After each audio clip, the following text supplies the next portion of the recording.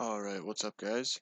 So let's go over some of the names from today and let's go over some of my trades.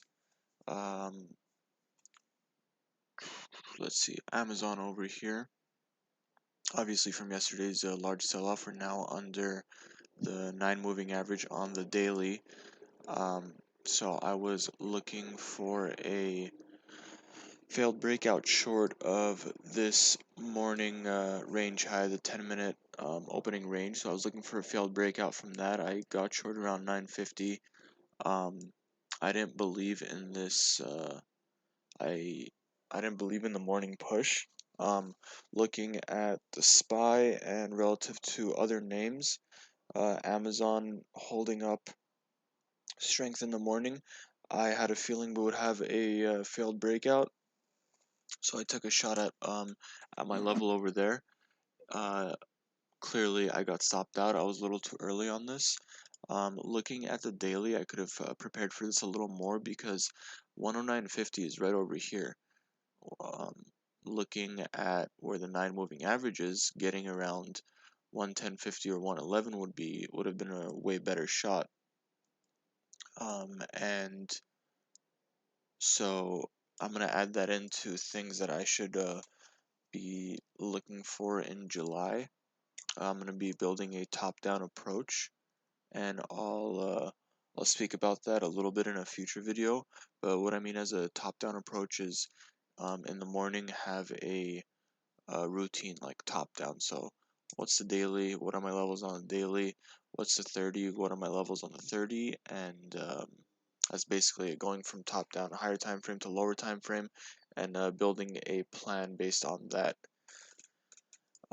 My second trade on Amazon over here. So we were holding the 109.50 level pretty well, considering everything else was pretty much red on the day. Amazon was holding up pretty well, so we closed above the level once, twice, 3 times. We closed below once, but we got bought up right again, and that's where the 9 moving average on the 30 is creeping up. So I thought we could get a test of high of day at least 111. And so I got long. Over here, I saw a rejection off um, getting accepted back into this range. So they rejected here off 109.50, and then we got bought right back up. So I said, okay, if we push right now, these sellers are gonna get trapped, and this could be a nice squeeze off the 9 moving average on the 30, and we could test high of day. So I got in half size, and then when the 30 closed, I threw in another half size a little below 109.50.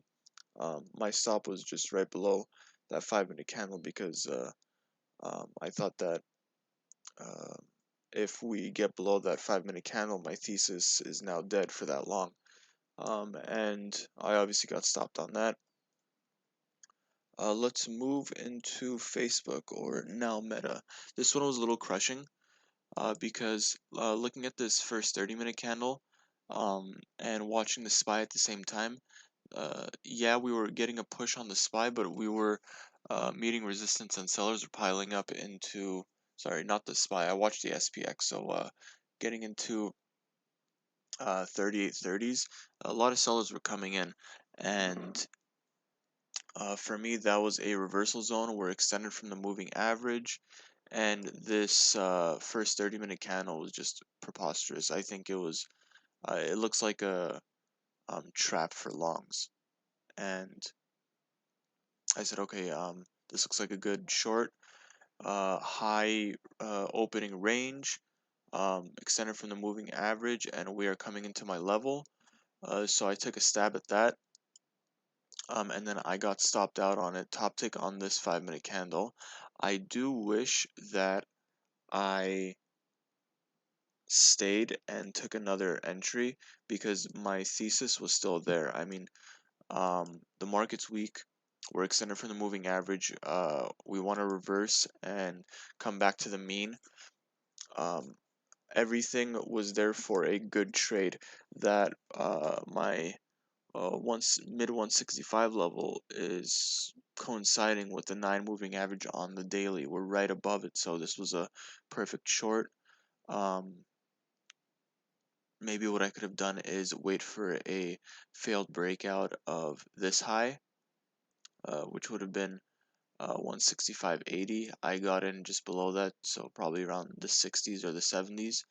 I could have waited for a failed breakout. I mean, we did have a insane leg up, so I'm gonna be adding that into something that I should look for.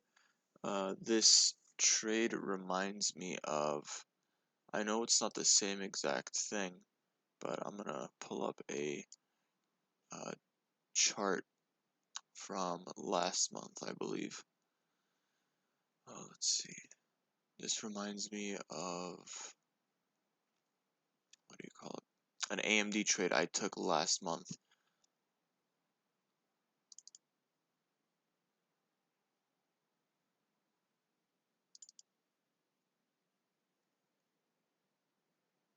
Right over here.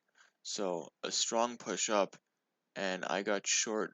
But what I should have done is waited for a failed breakout of the previous candle. I mean, there really was no sign of weakness on this candle that I got in on, and the same applies to over here on this candle. There really was no weakness. I I'm gonna be paying attention to that a little more. I mean, once this candle starts coming back down, that's a perfect area to hit short on that. It's it's picture perfect, perfect fail breakout. We're gonna go. I mean, we reversed, and usually what happens in these is we go directly to the 9 moving average on the 5 minute chart, and we see if we're gonna have another leg up, or we kind of just go sideways and move lower. So I mean, we tried once, and then we pulled back again. We tried a second time. We failed to break out of this high, and we closed below it, and then we just continued lower. This was a perfect setup. I am upset that obviously it didn't work out for me, but there's always something to learn from these, so I'm happy about that. Yeah, that's basically it.